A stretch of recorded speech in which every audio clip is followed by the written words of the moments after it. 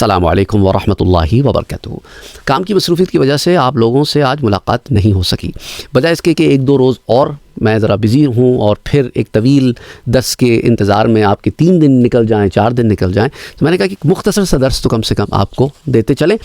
ہم برزخ پر بات کر رہے ہیں اور ہم قبر کے سوالات پہ آئے تھے، جس کے اندر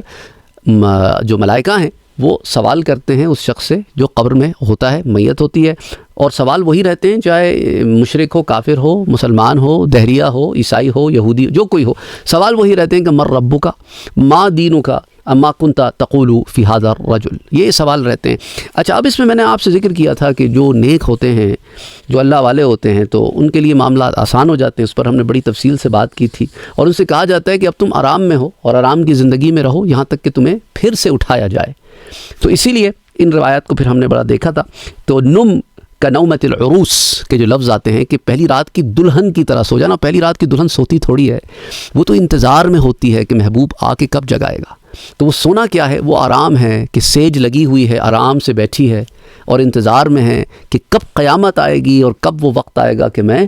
خالدین فیہا ابدا، جنت والی زندگی میں داخل ہوں۔ اچھا، اب یہ معاملہ تو علماء کیا کہتے ہیں، خواص کے لیے، خاص کے لیے عموماً ہے، اور عوام میں سے ان کے لیے ہیں جن کو اللہ سبحانہ و تعالیٰ یہ نعمتیں دینا چاہے، ورنہ جو وسعت ہے قبر کی اس کے مراتب مختلف ہیں، جیسا کہ شرح الصدور میں بھی آتا ہے فیوسع لہ فی قبرہ ویفرج لہ فیہ، اور معجم الکبیر جو امام طبرانی کی تالیف ہے اس میں حدیث 9145 میں بھی یہ بات آتی ہے، جلد نمبر 9 صفحہ 233 میں۔ بعض حضرات کہتے ہیں، بعض کہتے ہیں کہ بعض کے لیے نا یہ قبر جو ہے،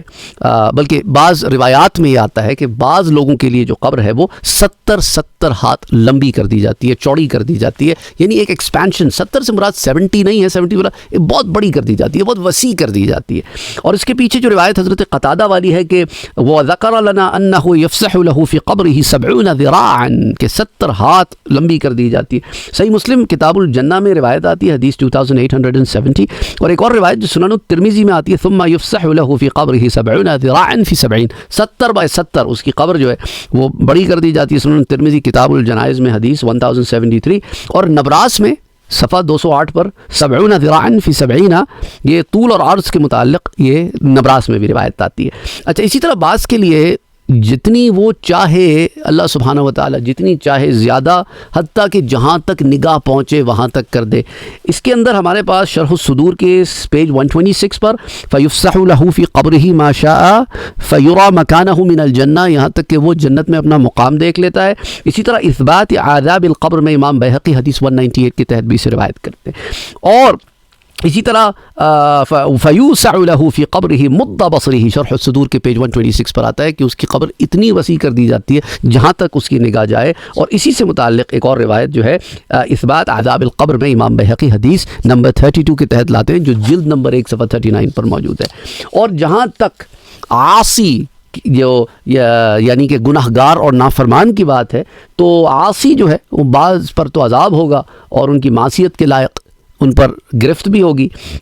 جیسا کہ شرح العقائد النسفیہ میں پیج 99 پر آتا ہے کہ عذاب القبر للکافرین ولبعض عصاة المؤمنین ثابت، کہ عذاب قبر کافروں پر تو ہے اور بعض مسلمانوں پر بھی ہے جو گناہ گار ہوں گے، اور پھر اللہ سبحانہ و تعالیٰ کے فضل و کرم سے ان پر سے عذاب اٹھا دیا جائے۔ اس کی کئی صورتیں ہو سکتی ہیں۔ ایک صورت ہے کہ اللہ سبحانہ و تعالیٰ اپنی انشاء سے اٹھا دے، ایک یہ صورت ہو سکتی ہے کہ وہ جن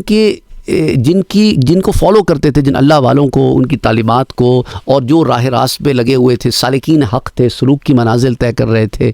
اپنے نفس کے تزکیے میں لگے ہوئے تھے، اچھے کاموں میں لگے ہوئے تھے، تو وہ اچھے لوگ جو انہیں راہ راست پر لا رہے، جو ان کی شفاعت سے، ان کی وجہ سے اللہ سبحانہ و تعالیٰ جو ہے ان کو بخش دے، قبر میں معاف کر دے۔ اچھا، اس کے پیچھے جو میں آپ کو ریزن بتا رہا ہوں نا، کیونکہ دیکھیں نا، جن پیران عظام یا مذاہب کے امام یا اولیاء کرام، ان کی شفاعت یا محض اللہ کی رحمت سے جب اللہ سبحانہ و تعالیٰ چاہے یہ نجات پائیں گے۔ اس کے پیچھے جو میں آپ کو ریزنز جو کتابوں کے ریفرنسز ہیں وہ دیتا چلوں، جو کہیں گے اپنی طرف سے نہ بات کر رہا ہوں، تو اس کے اندر المیزان الکبریٰ کی جلد نمبر 1 صفحہ نمبر 9 میں مقدمۃ الکتاب میں یہ آتی ہے اسٹیٹمنٹ کہ جمیع الائمہ المجتہدین، جمہور ائمہ اور مجتہدین یشفعون فی اتباعہم ویلاحظونہم فی شدائدہم فی الدنیا والبرزخ ویوم القیامہ حتی یجاوزوا الصراط، کہ وہ آپ کے حق میں شفاعت کریں گے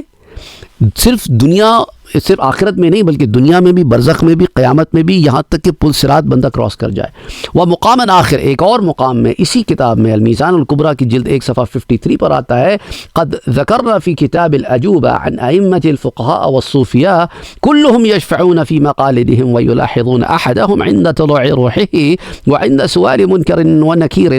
وعند النشر والحشر والحساب والميزان والصراط ولا يغفلون عنهم في موقف من المواقف۔ بڑی لمبی عبارت ہے، اس کا معنی کیا ہے کہ ہم یہ کتاب العجوبہ میں آتی ہے کہ ائمہ، فقہاء، صوفیاء سب کے سب سب کے سب یشفعون، شفاعت کریں گے، فی مقالدہم ویلاحظون احدہم عند طلوع روحہ، تو وہ جو ان کے فالوورز سے ان کے لیے شفاعت کریں گے، یہاں تک کہ منکر اور نکیر کے سوال کے معاملے بھی اللہ سبحانہ وتعالیٰ ان کے لیے آسانیاں فرمائے گا، اور نشر اور حشر میں بھی، اور حساب میں بھی، اور میزان میں بھی، اور اسی طرح پل صراط پہ بھی، اور تمام جو سٹاپنگ پوائنٹس ہیں ان پر اللہ سبحانہ وتعالیٰ ان کے لیے آسانیاں پیدا فرمائے گا۔ اور پھر الفتاوی الرضویہ کی جلد نمبر 9 صفحہ 769 پر بھی آتا ہے۔ اسی طرح بعض مومن گناہگاروں پر عذاب قبر جمعے کی رات اور یہ جمعے کے دن، جمعے کی رات کیا ہوگی؟ تھرسڈے نائٹ، ترسڈے کا دن گزارا، مغرب کے بعد اس جمعے کی رات ہو گئی، اور اگلے دن جو جمعے کا دن ہوگا اس میں بھی ان کے اوپر سے عذاب قبر اٹھا لیا جائے گا۔ اس کو منح الروض الاظہر شرح فقہ الاکبر میں پیج 102 پر آتا ہے، قال القونوی ان المؤمن ان كان مطيعا لا يكون له عذاب القبر ويكون له ضغطة فيجد حول ذلك وخوفه، تو مومن جو ہے اس کے لیے معاملہ ہوگا اللہ سبحانہ وتعالیٰ کی طرف سے، وقال القونوی وان كان عاصيا يكون له عذاب القبر وضغطة القبر لكن ينقطع عنه عذاب القبر يوم الجمعة وليلة الجمعة، لیکن عذاب قبر تو اسے ہوگا لیکن جمعے کی رات اور جمعے کے دن میں اس سے اٹھا لیا جائے گا۔ اور اسی طرح یہ حدیث سے ثابت ہے کہ جو مسلمان شب جمعہ یا روز جمعہ یا رمضان المبارک کے کسی دن میں فوت ہوگا وہ سوال منکر اور نکیر اور عذاب قبر سے محفوظ رہے گا، کہ حضور صلی اللہ علیہ وسلم نے فرمایا، یہ مسند امام احمد کی روایت ہے، حدیث 707 جلد نمبر 2 صفحہ 684 پر آتی ہے، من مات یوم الجمعۃ او لیلۃ الجمعۃ وقی فتنۃ القبر، جو جمعے کی رات یا جمعے کے دن فوت ہوا، اسے دفن کی بات نہیں، فوت کی بات ہے، وہ عذاب قبر سے محفوظ رکھ لیا جائے گا۔ اور اسی طرح حضرت عبداللہ ابن عمر ابن العاص رضی اللہ عنہ روایت کرتے ہیں، قال رسول اللہ صلی اللہ علیہ وسلم ما من مسلم يموت يوم الجمعۃ او لیلۃ الجمعۃ الا وقات اللہ فتنۃ القبر۔ سملر بات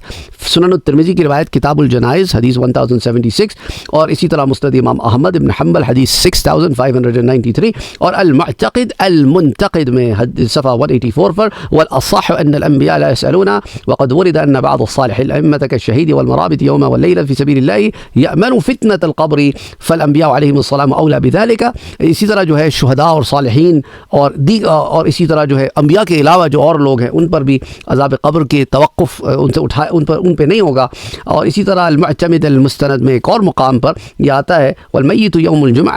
او لیلتها او فی رمضان وغیرهم ممن وردت لهم الاحادیث۔ تو احادیث مبارکہ میں جو رمضان میں فوت ہونے والے، جمعے کی رات اور جمعے کے دن فوت ہونے والوں کے متعلق بھی آتا ہے کہ انہیں بھی عذاب قبر نہیں ہوگا۔ الفتاوی الرضویہ کی جلد نمبر 9 صفحہ 659 پر بھی یہ عبارت موجود ہے۔ تو بہرحال یہ کچھ اور تفصیلات تھیں ضمن میں جو میں آپ کے سامنے رکھنا چاہتا تھا،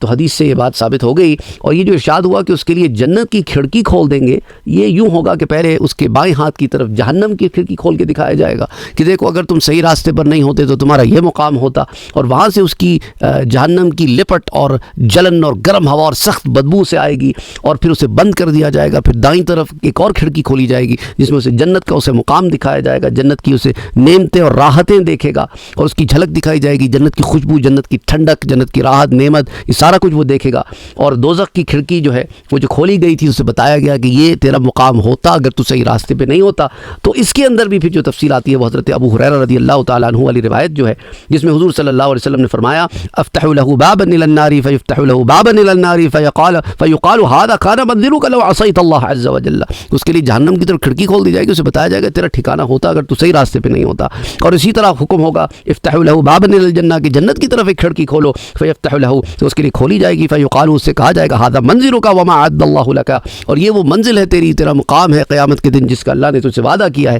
یہ بڑی تفصیل سے حدیث جو المعجم الاوسط میں آتی ہے، حدیث 2630،